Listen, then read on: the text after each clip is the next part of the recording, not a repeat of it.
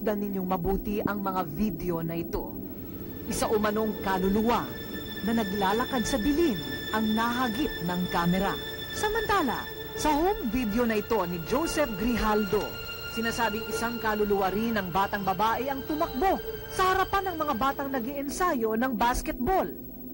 Nai-record ito ng kanyang kamera.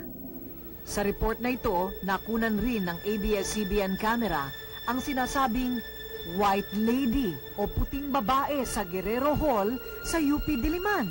Pero kung totoo ang mga ito, bakit sila nagpapakita o nagpaparamdam?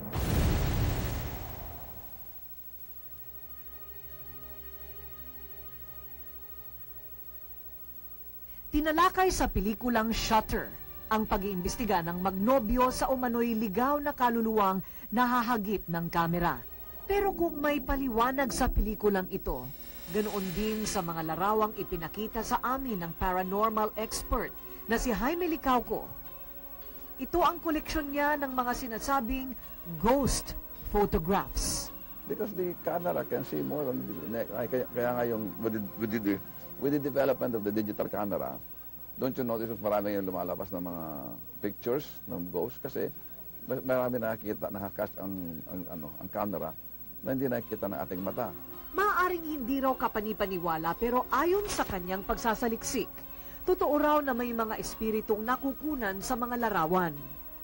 May paliwanag rin si stargazer sa mga ligaw na espiritong ito. Sir, meron talagang mga espiritu na nahahagip ng camera? Madami yan. Photography o video? Yes. Okay. So, bakit hindi sa lahat ng pagkakataon sila'y nakukuha kung minsan naman sila'y nagpapakita? Exactly. Kasi depende yon sa kanila kung gusto nila magpakita. Hindi yan sa tao kung gusto nila doon sa tao. So kahit na sino nga, kung gusto mo kumuha ng picture, if you have the capability of calling them and asking permission, makukunan mo sila. Ayon pa kay Stargazer, 4 na klase ng espiritu ang posibleng maramdaman o makuna ng kamera. Isa sa pangkaraniwan ang pagpapakita ng mga nature spirits o mga tikbalang, kapre at mga engkanto. Ang tinatawag na elemental spirits o mga negatibong espiritu, mga multo o kaluluwang ligaw at hindi matahimik. At ang tinatawag na divine spirits, mga anghel de la guardia. May mensahe ba? Madalas meron, lalo na yung mga may unfinished businesses o kaya yung tawag na maraming namatay because of sudden deaths or violent deaths o kaya they died out of despair, maraming nagpapakitang gano'n. Para sa isang bihasa tulad mo, no? Oo. Ano ang mga indikasyon na ito ay espiritu? First of all, the type of reflection.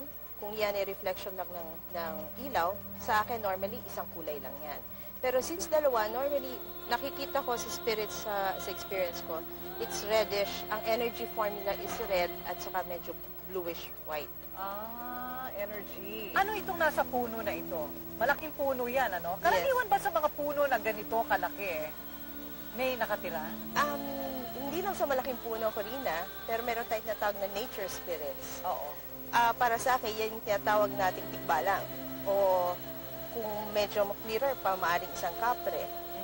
So, paano mo masasabi na ito ay hindi lamang photography flaw? O ito'y pagkakamali lang sa pagkakadevelop ng litrato? Litrato. Marami nga ang ganong cases na nagiging hoaxes, di ba? Pero ito, by feel ko, according to my intuition, talagang spirit itong dumaan.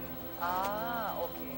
Kung ang intensyon ng may-ari ng mga litratong ito ay ang manakot, madali lang daw itong gawin sa tulong ng teknolohiya. Eksperto si June Miranda ng PCCI sa pagkilatis ng mga larawang gaya nito. I'm not dismissing that it could be paranormal. Okay? But I am not an authority to say it is paranormal. Okay? Right now, the technology, especially let's say sa Photoshop, no? Ang dali ko gumawa ng mga ganyang klaseng elemento. Kung ang balak ng isang tao ay manloko, napakadali. Sa mata ng gaya niyang eksperto sa mga litrato, marami umanong palpak sa pagpoproseso ng mga larawan. Hindi ako naniniwala, no? Ang point ko, there are certain elements that I can explain and there are certain phenomena that I cannot explain. Pero kung pagbabasihan lamang ang mga video na ito, Posible nga na hindi naging mailap sa lente ng mga kamera ang mga umano'y ligaw na kaluluwa. At kung anuman ang dahilan ng kanilang pananatili at paggala sa mundo ng mga buhay, maaring nasa mga video at mga larawang ito lang ang kasagutan.